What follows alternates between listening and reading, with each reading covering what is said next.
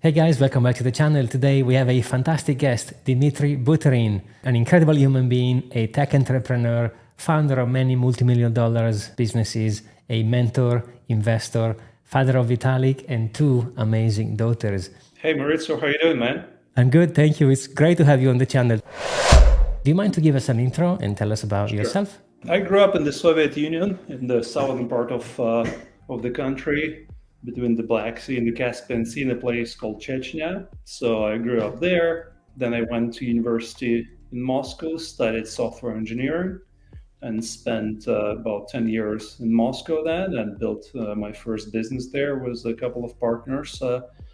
And then eventually, by the end of 1999, I moved to Canada, Toronto, and been living here in Toronto ever since. And along the way, as you've mentioned, I've built a number of tech businesses, and I have three kids. Vitalik is my oldest, he's 29, and I have two daughters. And yeah, so life goes on. So this is a very short summary, and I'm happy to elaborate on anything specific. Amazing. Thank you so much. I do believe when you travel and you go somewhere and you experience new things, it will change you, right? It will change you inside, even learning another language. Human beings are constant change. So totally. Everything changes us. A conversation like this is changing you, it's changing me. Travel changes us, weather affects us, everything. We are all deeply interconnected constantly all the time. And, in my life, in some parts of my life, there was very little travel. Then there was lots of travel, and now there's a bit of travel here and there. So yeah, travel is exposing you to a lot of different people, different customs, different things, different ways of speaking. And you, as you said it yourself, definitely other languages, they actually affect your thinking, because we think in our native, in the languages that we know. And as we learn more languages, then our thinking actually becomes a bit more flexible too. Yeah, I agree. I like what you said. I agree 100%. I also believe that people usually are afraid of changes, because usually when something changes, you have to leave your comfort zone and grow, and learn whatever has changed, which means you have to get uncomfortable, let's say. So many people are usually afraid of changes because they don't want to challenge themselves. But I do believe in changes, there is also growth. You are what you experience, right? So at the end of the day, the more vast are your experiences, technically, the more vast you are as a human. That's an interesting conversation, right? And I love rabbit holes, so we can go right there, because I can tell you that, sure, I totally agree with you.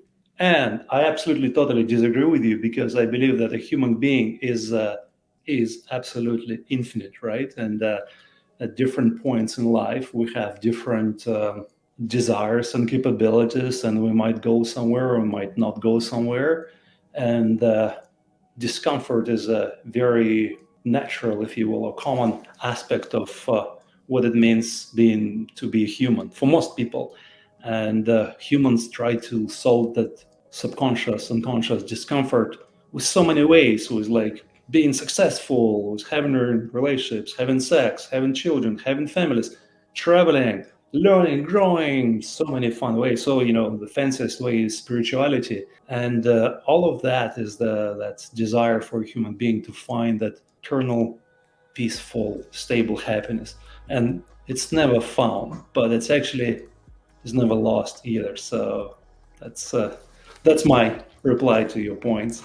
I love it. It's like always there, it's always perfect. It's already perfect. But it's perfect in a very different sense, right? Because, for example, I no longer believe in failures, because I believe that at every given moment, every human being is always doing its best to respond to the current circumstances, to whatever is happening.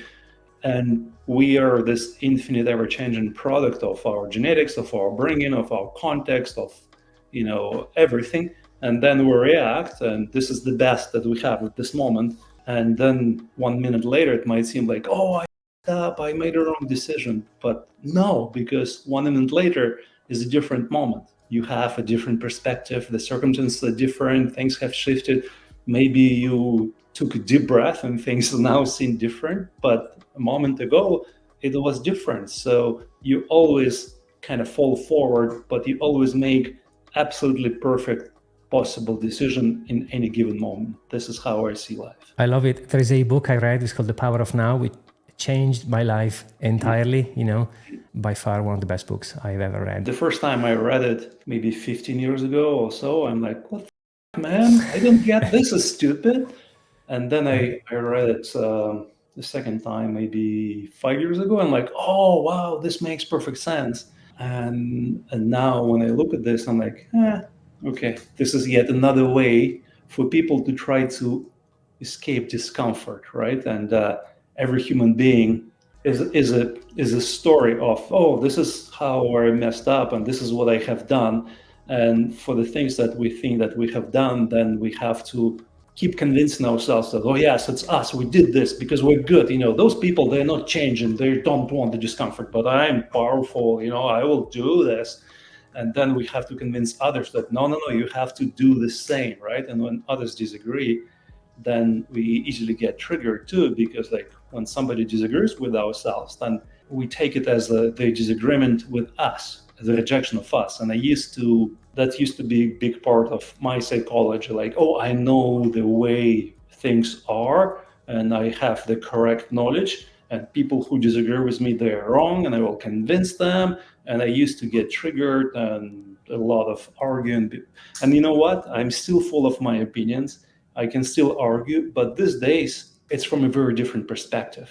It's now absolutely clear to me that my perspective is absolutely totally true. However, this is just my perspective. Your perspective is absolutely totally true because you don't live here. I don't live there. So we both are absolutely true. And I look at, the war in Ukraine, right? And I look at this and I see this tragedy. I see the brave fight of Ukrainians to defend their motherland. And then I look at Putin, and I'm sure that in his head, he's doing something right. He's saving Russia from blah, blah, blah. I have no idea, right? But, this is life. We have 8 billion totally different, unique perspective on what is happening, right? And I can argue until I'm blue to tell you, this is my perspective, but I have no problem you telling me that I'm a stupid. Of course I am, right? If I disagree with you, if I cannot see things this way, of course then I'm wrong. How else can you see me? This is very clear to me now. The part you said in the beginning about reading over and over the same book, and it shows how we change, how we grow, how we change as humans. And like you said, our experiences are taking us into places that we wouldn't have gone if we wouldn't experience those things. So I completely agree with you. I also, a funky way to describe it will be, I believe there is a reality, whatever you want to call it, in the middle of the room. And then there is a layer, which is your experiences, your education, your friends, your network, and all those things are impacting somehow, somewhat to see different. If you have a conversation with someone, you will have your point of view, they will have their point of view. And what happens most of the time, people try to fight to win over the argument. They both right and they're both wrong. It's totally right.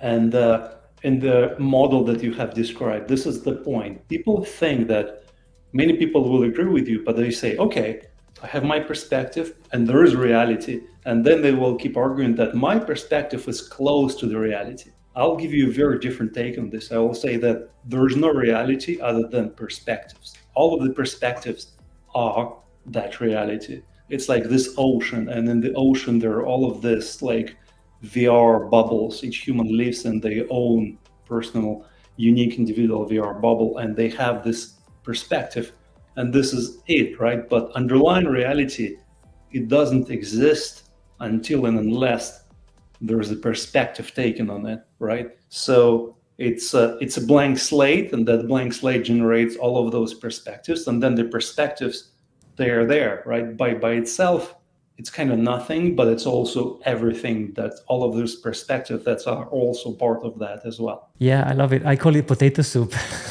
which is basically similar, like a soup, and then there are potatoes in it. Quantum soup is my label for this. Yeah. Nice, quantum soup. I love it. It's fantastic. This could be on its own a podcast talking about these topics, because like you said, it's a rabbit hole. I love talking about these things because at the end of the day, every time I exchange my thinking, my opinions, I learn something. I think if you are open to learn, you can learn from a flower, from a cat, from a kid, as long as you allow yourself to let it go and From my perspective, one of the most hardest thing I can find these days is people attention.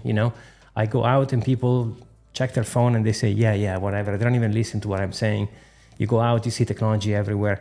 I like to spend time with people. They value my time because it's my favorite currency, because it's the most limited as far as I know. There is an issue with that for sure. What do you think about technology nowadays? Also from a father perspective. There's this saying that what we call technology is just something that has not been around when we were born, right? And for our ancestors, shoes were a technology, glasses were a technology, desks are a technology. For us, it's like, yeah, stuff, right? And now like iPhones are technology for me and blah, blah, blah. Well, for my children, like especially for my daughters, they grew up with all of the devices. So for them, it's just natural part of life, right? So for me, the distinction is obviously very subjective and artificial, right? So technology, not technology, this is just some aspects of our world that is constantly changing. We constantly evolve, like all of life, humans for me are part of this whole quantum soup that is life too, right? And the quantum soup changes and shifts all the time, right? And we used to do certain things, and we had newspapers and this and that. Now then we had websites. Now we have phones, and all of this for me is very natural. This is nature. This is evolution of nature, right?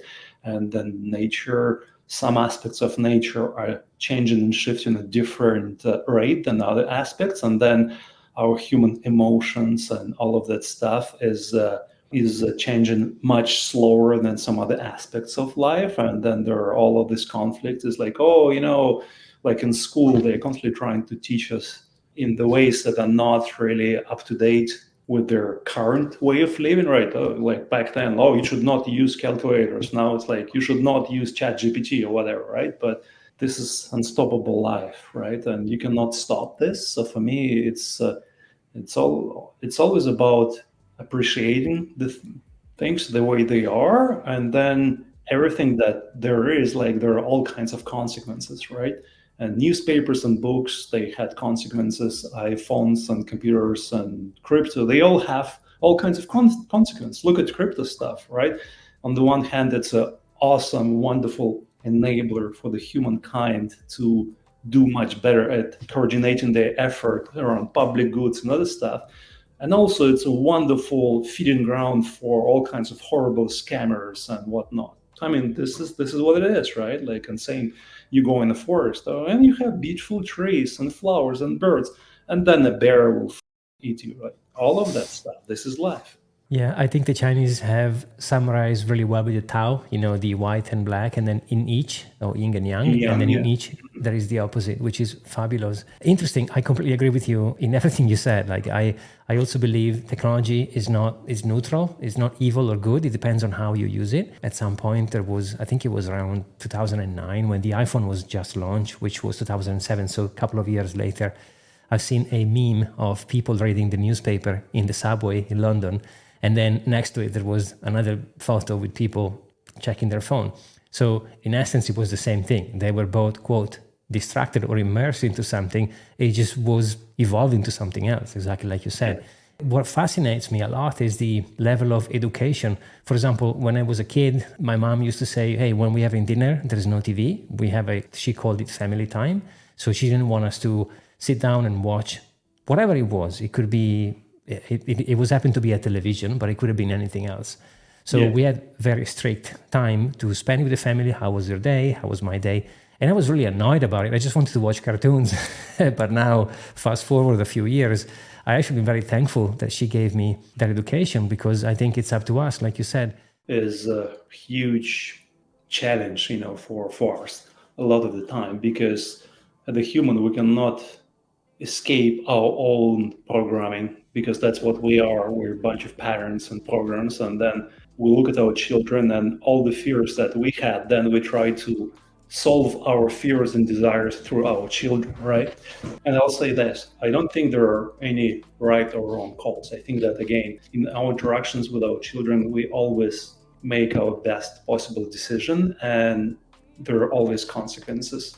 Like I look at my youngest daughter, she's 12, and she is very much all the time in her devices, this and that, right? And thing is, like, I can scream at her, I can talk to her, I can take the devices away, and all kinds of stuff. And at various times, I've tried different approaches, and there will be consequences to any of my decisions, and they will be, if you will, good and bad consequences, right?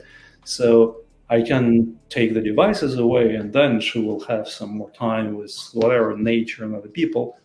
However, one other lesson she will learn from that is that a stronger person can be violent toward you and can impose your will on you. And there are all kinds of important consequences in that, right? And you cannot escape that, right? So sometimes humans, they end up stuck in their complicated thinking, like, oh, but what is the right way? What is the right way? Do I do this and that? And the thing is, like, whatever you do, some people will judge you. Some people will tell you that you totally up, and including your children. And whatever you do, there are all kinds of good and bad consequences, and you cannot escape that, right? And this is freedom. This is the freedom of seeing that you're always doing your best, including with your children, and then things move forward, and maybe your old decisions now look quote unquote wrong to you, and you try something else, and so on. That this is unstoppable life with all of that. I love it. And like you said, I completely agree. Every action has a reaction, and often maybe when you try to prohibit, then you basically have the opposite results. Like if you try to prohibit something, as soon as they have a chance, they'll go and do twice as hard because it was forbidden. So, like you said, you can't escape consequences one way or another. Yeah, for sure. And it's very, like, as parents, we want to make the life of our children awesome. We want them to avoid the mistakes and pain. Here's the deal: we will fail in that, right? Because we will do our best and we will still fail, and they will make all kinds of their own mistakes, and maybe they will avoid a bunch of mistakes that we did, or we think that are mistakes, but then they will make some new ones, some totally new and unique ones, and there's no way around that, right? And this is, for me as a parent, was one of their, even with my first child, was Vitalik, that was one of the big learnings, if you will, even though I'm, lessons, if you will. It's like when we would argue about something, right? And then end of the day, quite often I would say, okay, this is my perspective and this is the consequences. And it's up to you now to make a decision, because I think end of the day, as a parent, we will do our best and we will try to keep our children safe.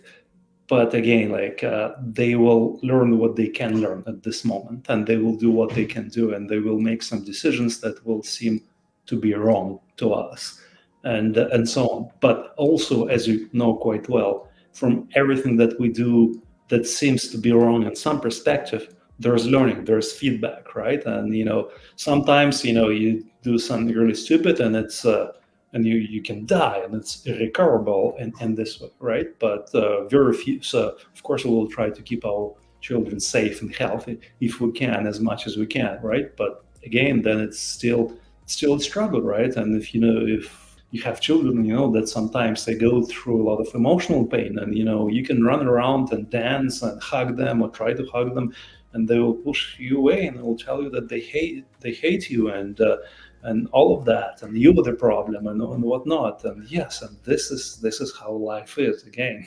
How was Vitalik as a kid? I always wondered, Like every human being, full of all kinds of unique characteristics, and like obviously his intelligence was very obvious from the outset, and he learned to read and write, and he loved math. Like he was obsessed with math from, I don't know, a few years old, and he was really good at it. Like when he was 7 years old, he knew like 100 digits of the number pi and stuff like that. And like every human being, then he struggled and suffered in some areas of his life at some point, like making friends and this and that, and how do, like, again, every human, here's a girl I like, and it's difficult, does she like me, right? Like, and you're a guy, you've been there, you know how it is to love and not to be loved back and all of that. So yeah, and so Vitalik had the full childhood, and he was lucky. I think that he had a lot of people around him who loved and cared for him, from his mom and myself and his stepmom Maya and his grandparents and many other humans. So we all contributed constantly to a lot of humans around us. Amazing. And yeah, you started as a software engineer, right? So I'm sure there's been some interesting discussions, even early days, about technology and about math and all those things. It was like, again, like I had my life and I was building the business and doing all the things, right? So then I tried to find him the resources for him to explore and also open up to things that he liked, because the things that I liked, again, as parents, we know, we like this toy and maybe we didn't get it when we were a kid. Now we try to get this toy to our child. But then maybe he likes, maybe not quite, right? Maybe they want something else. And maybe this person wants to put on a pink dress. Why not, right? This is, end of the day, the biggest gift we can give other humans is the gift of love and compassion. Yeah, I agree. Where do you think are we going in terms of like decentralization, and all those improvements or those contributions to the current society? Where do you see us going in the next 5 years or 10 years? Well, obviously, I have no clue whatsoever, because this is extremely complex field with so many bright people trying to do very different things. But I can tell you this from my observation, and I've been immersed in technology for all of my life, it's really about us humans getting the more sophisticated understanding of how we are, of what we are, because we always, like, all of our knowledge is really our models, and the models are never really quite the reality. This is just by definition. All of your knowledge, all you're talking about is always a simplifications, the simplistic model of what is going on.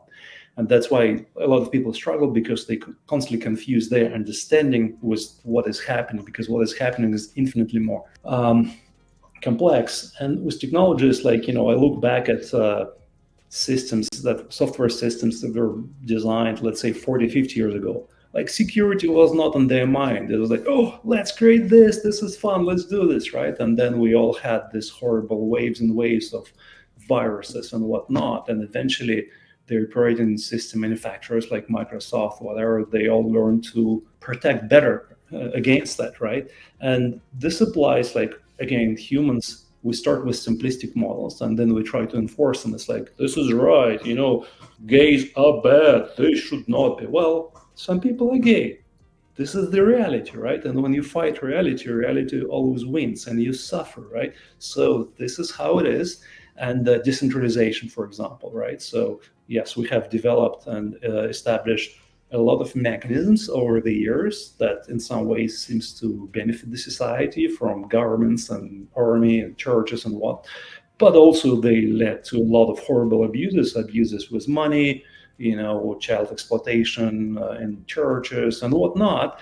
And we look at this and we can look at this and we can admit this, and then we can try to build better institutions. And for me, decentralization is a very important aspect of us humans understanding ourselves better and better. Is that, of course, people will try to cheat. Of course, you will never be able to find some perfect humans that will just and there are some amazing humans, but people change too, and the world is so complex. So for me, it's a very natural evolution. And how do you predict evolution? Well, you cannot, because all of your prediction, you're a small part of the system and you have your knowledge and you try to create your story. And then you're like, oh, look at me, my forecast coincided with what happened here. And then you get so proud, and then you also get so stuck, because then you also don't notice there other 100 times when your ideas about what is going to happen did not match the reality. And this is the case. So really, I personally no longer really run my life by expectations or fears. It's like, like war in Ukraine. Can we end up in a nuclear war? It's possible. Like, Russia really gone crazy, and it's been kind of going downhill for a long time. I don't think it's going to happen, but it might, right? And can you stop this? Like, how can you stop this? I think that I came to the conclusion that the best way to deal with that tragedy is to support Ukraine. So this is what we should do. And decentralization, right? Decentralization is an awesome concept, and there are some beautiful projects and platforms that being built, and lots of scams, lots of stupid stuff, and lots of speculation, right? Of course, right? Because being human also means being scared and being full of hopes that, oh, now I will buy this, NFT, or I will buy this token, and then it will increase by a million times, and I will become rich, and then I will be at peace. Like, yeah, but then things will shift again, and maybe your dog will die, maybe you will get sick, and all kinds of stuff. This is how life is, right? You will never find a way to grasp onto something and hold on to this, right?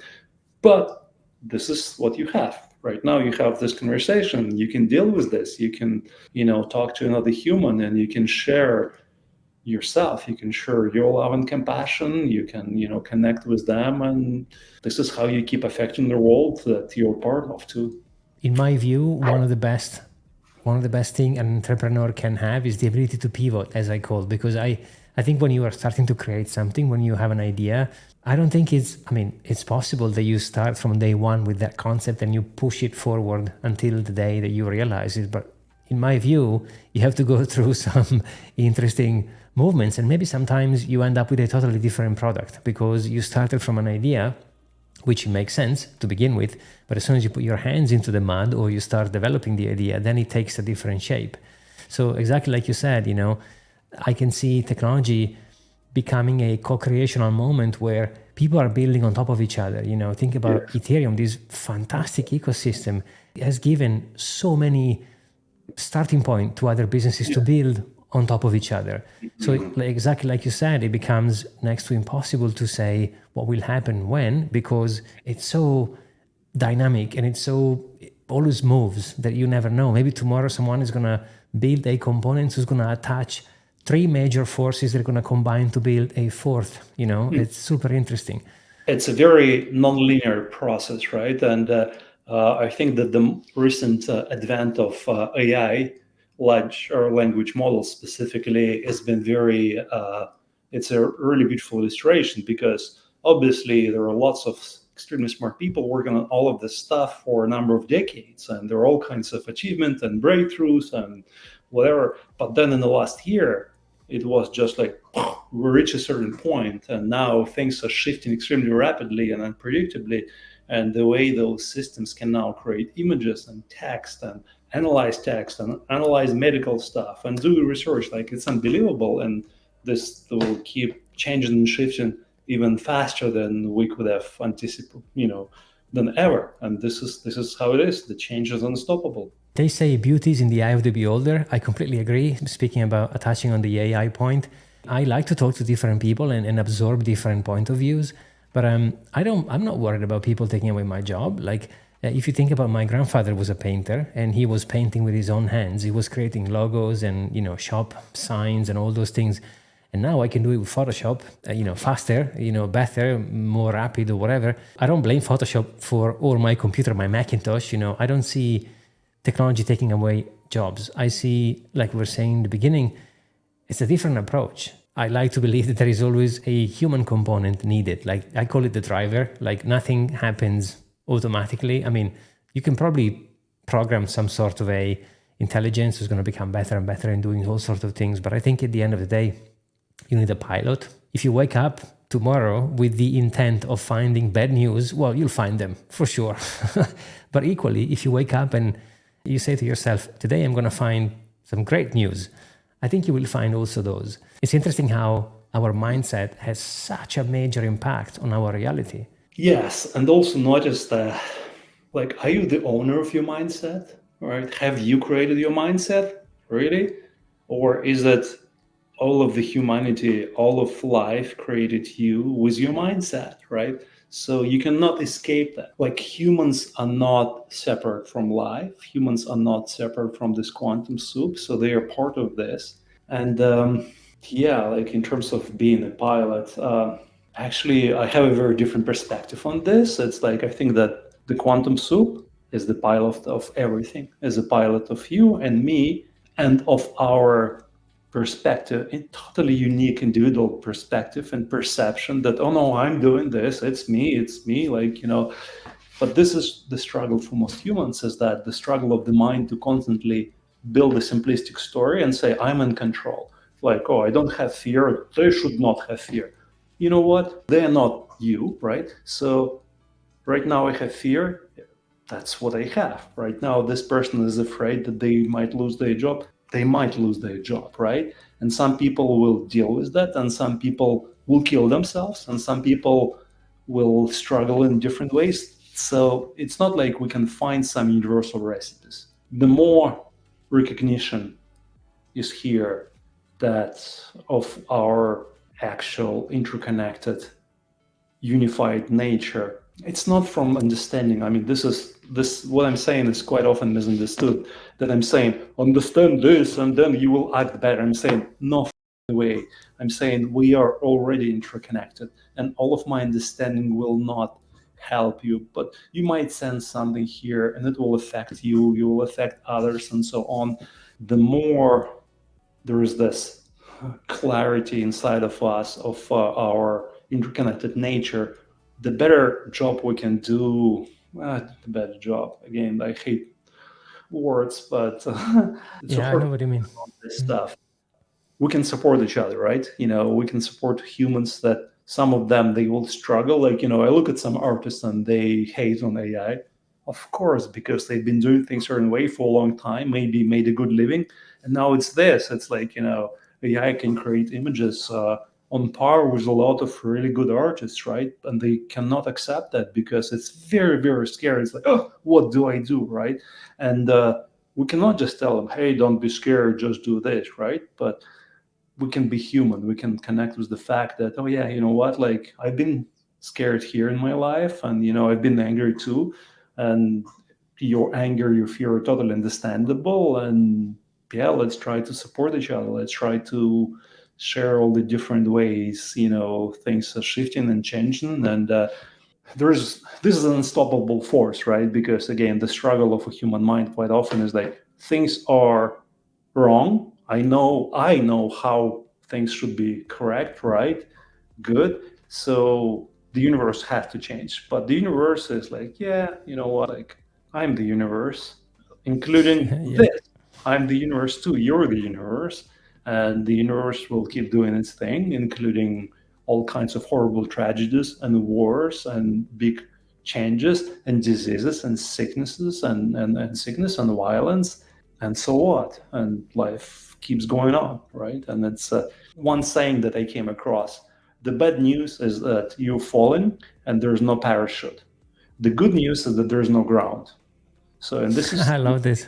a good metaphor for human life, because we hope we can find some kind of rails. We'll hold on to them.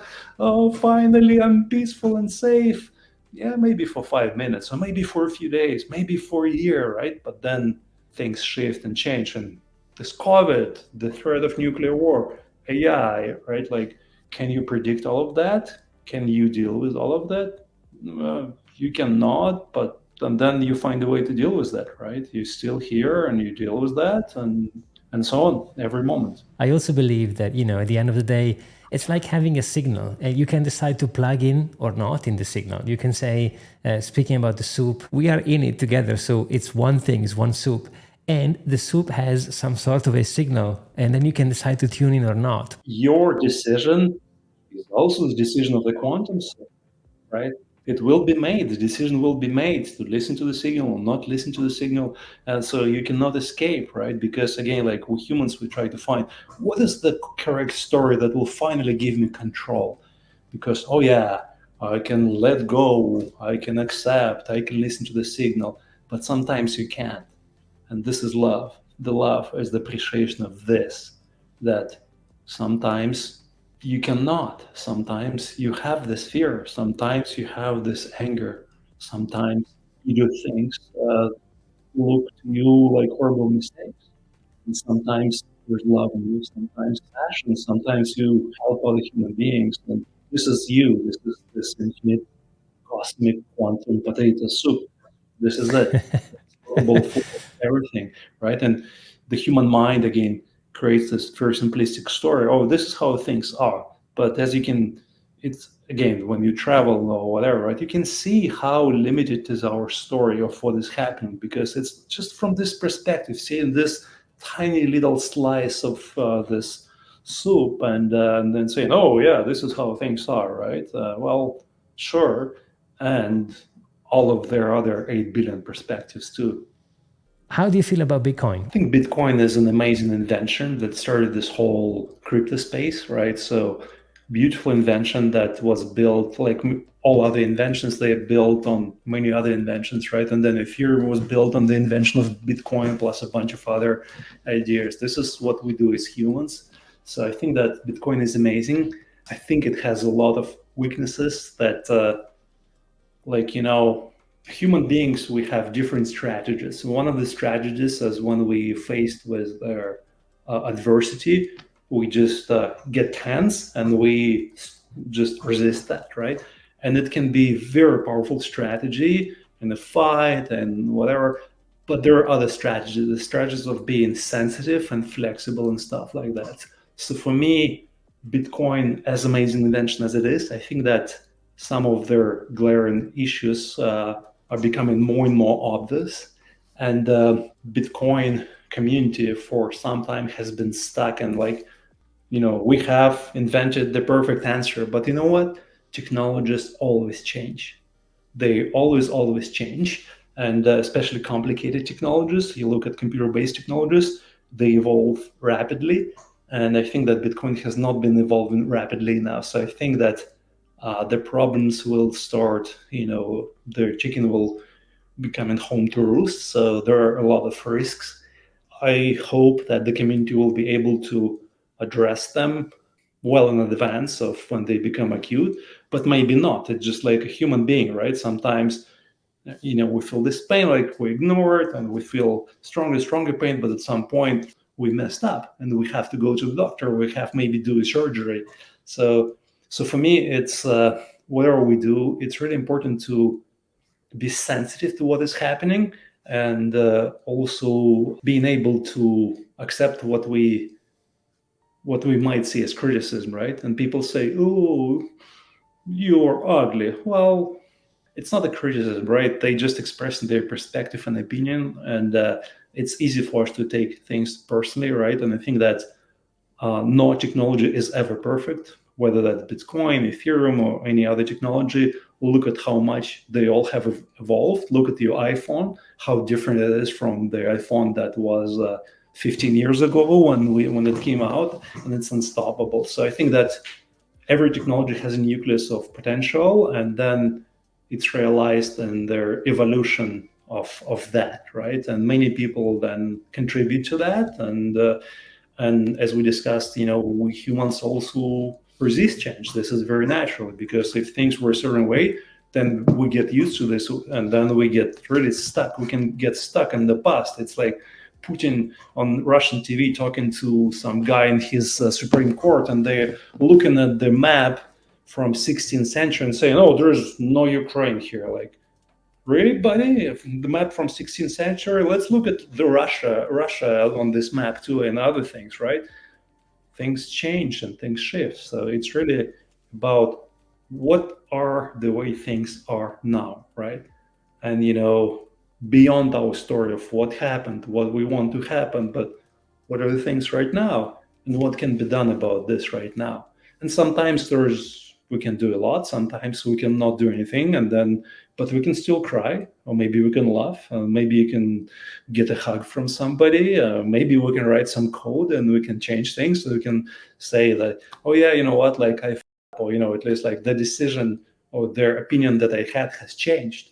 Of course it can change, because the world is changing, right? And my story that seemed to be so correct back then cannot be always correct, if you will, because things keep moving. Yeah, I love the perspective you painted, because sometimes, an event or a product or an invention just opens a door, Yeah. like we were saying earlier, it's all about building on top of each other. Someone could open something, and then there's going to be other people entering with different perspective, painting in different canvases. And then you fast forward 20 years and the window is not even a window anymore. It's been lost into this universe of opportunities that we have. And attaching to what you said, which was super interesting, I've been involved in Bitcoin since 2013, 2014, so it's almost 10 years now. And I feel like there is a lot of different groups, protecting it's my coin. It's my coin is better than your coin, and we're gonna go there, and you're a scammer, you are terrible. But they are missing the point, which is we are all in the same soup. We're going back to the potato soup, but we are all here co-creating, So I don't hold any XRP, for example, but when they won the SEC law, I celebrated with some kombucha. I said yes to crypto. Who cares? If a coin I don't have is pumping, I celebrate because someone somewhere is happy. So like you said, it's all about love, right? So, but I don't think we are there yet. I think we are in a point where, 10 years is just nothing. It's super early days. The points you make, and they resonate with me quite a bit. I'm sure you remember, I think we more or less we have the same age or a few years difference. But when we were young, when you used to buy a game, you used to own the game. Like you can buy a chessboard and you can use the chessboard to do whatever you want. You can put a monitor on top of it. You can put a beer. You can burn it. You can destroy it. But nowadays, when you buy a game, you don't even own the game. You just sign in to some sort of a very private ecosystem, and the game developer, owns your data and your game. So I think this opportunity we have is just like to go back into a spot where we get ownership back. And I think Ethereum specifically and all those amazing layer ones are going to help us to build solutions to decentralize some of these things. Yes, absolutely right. And for me, as I mentioned, the decentralization movement is a reflection of now we as humans, we understand each other better. If we used to have this very naive design of systems, we will build this very complex system, and there will be trustworthy people at the top who will keep those servers secure. They will never do anything wrong, blah, blah, blah. You know what? People screw up. People change. All kinds of stuff happens. So now we design better systems. We design systems for the way people are. It's like, oh yeah, of course, other people will try to cheat and steal and, take your Bitcoin. And sure, let's design a system. Let's design a game where it's better to cooperate. When, if you try to mess up with other people, you get punished. If you cooperate, you get rewarded. It's just like, we're designing a system with a better understanding, because on the one hand, wanting to cooperate is a very natural aspect of being human, but also being scared and having fear and then having all kinds of manifestations of that, greed and whatnot. It's also being human. Humans are not our idealized ideas of what humans are. Humans are everything, and you look at any human being, you look at Elon Musk, amazing entrepreneur, achieved so much, and this and that, and SpaceX and Tesla, and his contribution to PayPal, and he's posting some totally stupid about Ukraine and other stuff, and he's doing some really weird stuff about Twitter. This is a human being that is full of conflicts and controversies and everything, right? And do we respect him or whatever? Let's love each and every human for what they are. And if it's a violent, crazy human, maybe our love for them is to put them into this small empty room and give them food. But then, it's more loving to keep them away from killing other people. So that's also love too, right? But this is the way they are. And let's not put humans on pedestal, whether that's Elon Musk or Vitalik or anybody else. Because I can guarantee you, any human you take, they will sometimes do things that you personally will not like. And they will do things that 8 billion other people will not like, because each one of us has a lot of our own unique criteria. This is right, this is wrong. Do this, don't do that. Well, and they all different. No, you have to, if you're a woman, you have to cover your head with this scarf. Oh no, you have to do this. I don't believe in shoes. We are this vast, infinite soup dumplings floating here. I love it. Yeah, 100%. It becomes literally next to impossible to please everybody. You will fail miserably if you're trying to be someone, Nowadays, you can acquire cryptocurrencies in much easier way, but I don't think we are there yet. I mean, this is the beginning. I mean, in my opinion, the technology is just in an infant phase where it's just trying to take his place and find his purpose. You know, the majority of the people, they don't know what this is about. You know, I have many friends messaging me about self-custody, and they talk about, I have my stuff on the exchanges, and I'm like, please take it away from you because you don't own them. They don't understand the difference. What do you mean the keys? What do you mean ownership? They're mine, I have a password. Yes. Again, because, you know, there's not enough education. Yes, and also a lot of smart people, they totally misunderstand a normal person, right? And they think, oh, they should know, they should do, you know what? I don't believe in shoulds.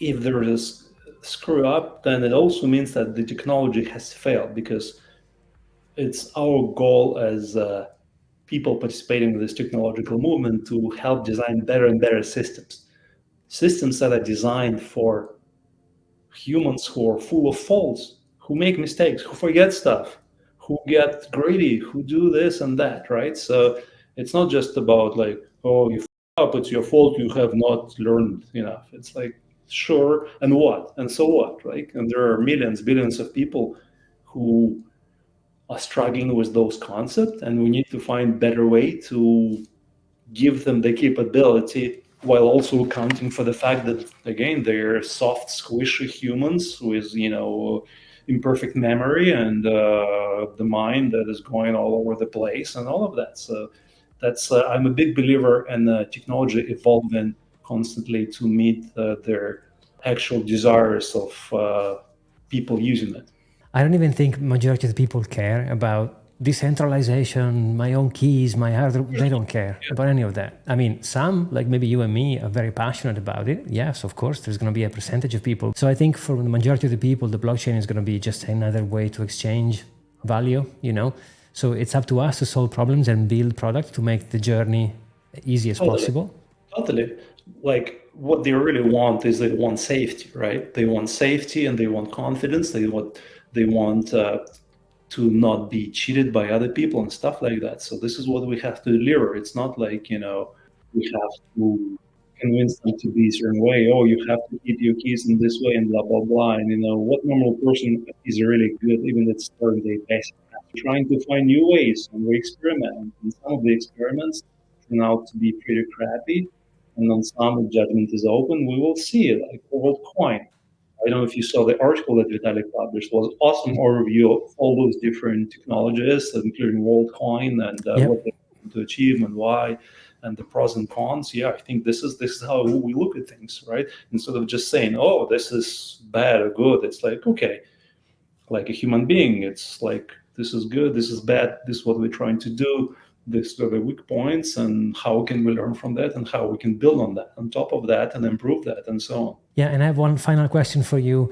If there was one thing you could say to someone who's new in crypto, what would be?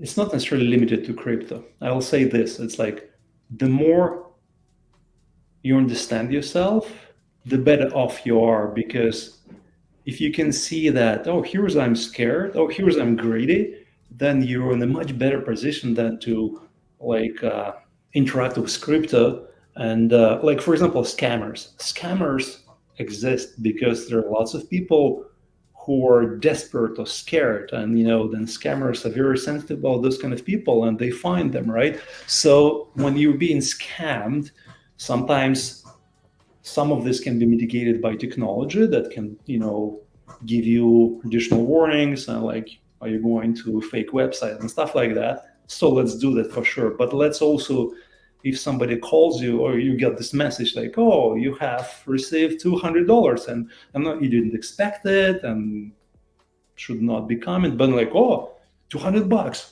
No, let me click on this link. I want $200, right? Because then I will feel better about free money. But there's a risk in that too, right? So again, like for me, if you're new to crypto, then it's kind of like in trading, right? Trading, you can learn a lot of techniques and fundamental analysis and technical analysis in financial trading with stocks and bonds and whatnot. However, again, the better you understand yourself, the better you understand, like, for example, at some point I learned that I suck at trading and stuff like that. Because when things go down, then my mind tells me, oh, awesome, I bought them and they're even cheaper, so let me buy more. And, they keep going further and I lose money and stuff like that. So it's really about our own understanding. Why am I here? Am I really hoping to just earn $10,000 out of nothing? Well, okay, if that's my expectation, right, then I have to understand that I'm gambling, right? And gambling is risky and I might lose it all, right? So, and nothing wrong with that. Like, I just have to be aware that I am gambling, right? My expectations and my risks, they always kind of come together, right? Like, if I have expectations of extreme profit very fast, then I have to accept a lot of risk. This is how life is, and all of the different manifestations, from investing in the business to trading in financial markets, so being in crypto too, right? So yeah, let's start with that. Better understanding and acceptance, right? Because many things that we don't want to accept, like, me greedy? No, I'm not greedy. Well, I can be greedy. Why not? Oh, me scared? I'm not scared. I'm confident. I can be scared. I'm human. Let's start with that. Let's start with our humanity, and from that, it's a much easier path forward. I love it, and thank you so much, Dmitry. I mean, it's been an absolute pleasure having you on the show. Yeah, thank you, Maritza. Good to talk to you. We speak soon, okay? Thank you guys for watching. Take care, guys. Bye.